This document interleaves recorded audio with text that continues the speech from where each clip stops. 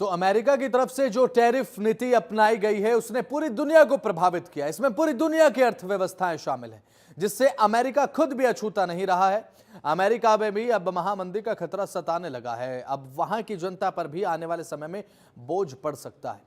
हमारे साथ हमारे खास मेहमान Rajiv Gupta, share market expert, और सीए अभिषेक जैन, अर्थशास्त्री के तौर पर जुड़ चुके हैं। आप दोनों का बहुत बहुत स्वागत है। अभिषेक जी, सबसे पहले आपकी तरफ आना चाहूंगा क्योंकि अर्थशास्त्र को आप बेहद ज्यादा समझते हैं।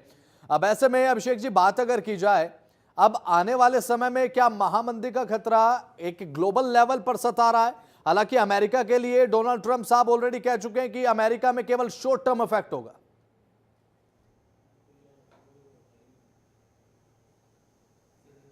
जी बिल्कुल। कहीं ना कहीं जो हम कह सकते हैं, जैसे ट्रम्प के जो हमेशा डिसीजन रहे हैं, वो हिस्ट्री के अंदर वो डिसीजन पहले भी हम बात करते थे और आज भी।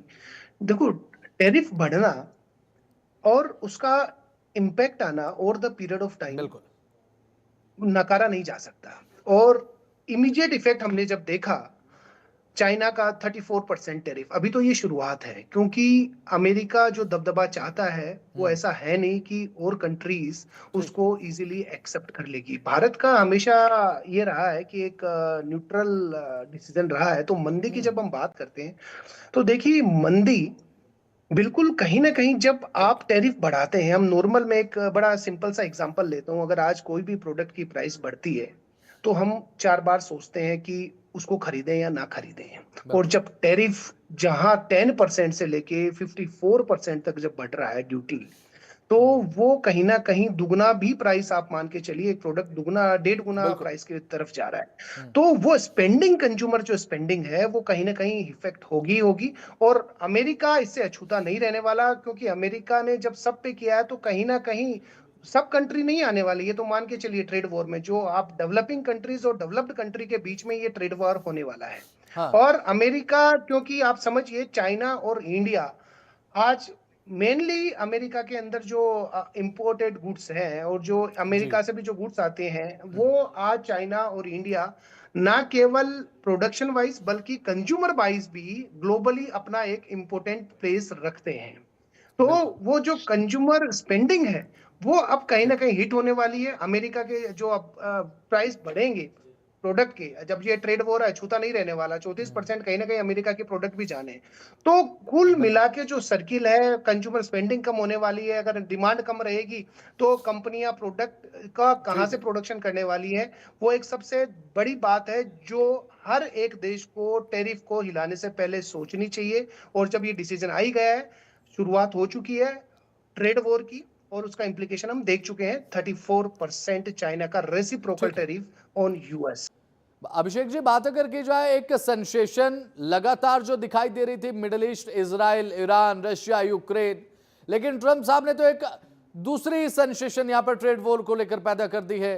टैरिफ लगा दिया गया जी, उसके बाद रेसिप्रोकल टैरिफ, रिवर्स टैरिफ जो है वो देशों की तरफ से लगाए जा रहे हैं। अब ऐसे में अगर टैरिफ रिवर्स तौर पर तमाम देश अगर लगाएंगे तो अमेरिका को लेकर जो एक प्रिडिक्शन यहां पर डोनाल्ड ट्रंप साहब ने की होगी, वो कैसे साकार होती नजर आएगी उन्हें?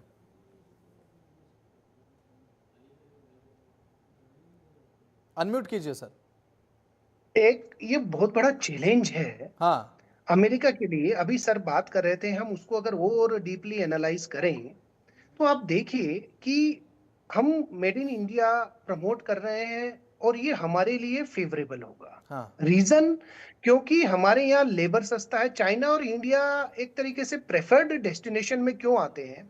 क्योंकि यहाँ लेबर, टेक्नोलॉजी और जो लेबरियस नेचर है हर एक एम्प्लॉय का। आज अगर हम यूएस में बात करें, वो 6 घंटे की बात करते हैं, जी हम काम करेंगे। हमारे यहाँ इन्फोसिस के जो फाउंडर हैं मूर्ति साहब, वो कहते हैं जी साहब आप 10 घंटे काम करिए। देखो, ये एक नेचर में है। तो यहाँ लेबर इंटेंसिव जो है और कॉस्ट जो है बहुत कम है। इंडिया अगर मेड इन इंडिया में काम करता है, मेक इन इंडिया में काम करता है, हाँ। तो वो वाकई में इंडिया के लिए फायदेमंद। अब अगर हम वाइस वर्सा यूएस के लिए जाएं, यूएस ये बोलता है कि आप मेरे यहाँ आइए और मेरे यहाँ प्रोडक्शन कीजिए, तो देखो वहां बहुत बड़ा चैलेंज ये है कि वहां लेबर इतना सस्ता नहीं है साहब।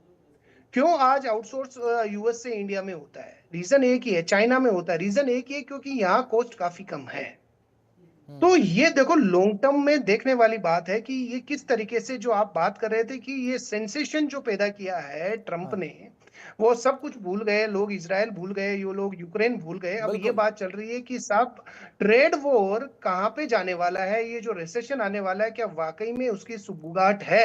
अगर है तो ये इम्पैक्ट कहाँ तक जाएगा? तो देखो ये बहुत सारी चीजें आपस में सब इंटरकनेक्टेड है, हम सब ये बात करते हैं।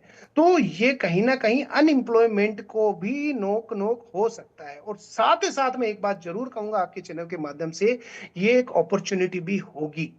रीजन, क्योंकि आप एशियन कंट्रीज की बात करें, वहां चाइना और इंडिया, बिल्कुल। आप मान के चलिए डेवलपिंग से डेवलप्ड ही हैं दोनों।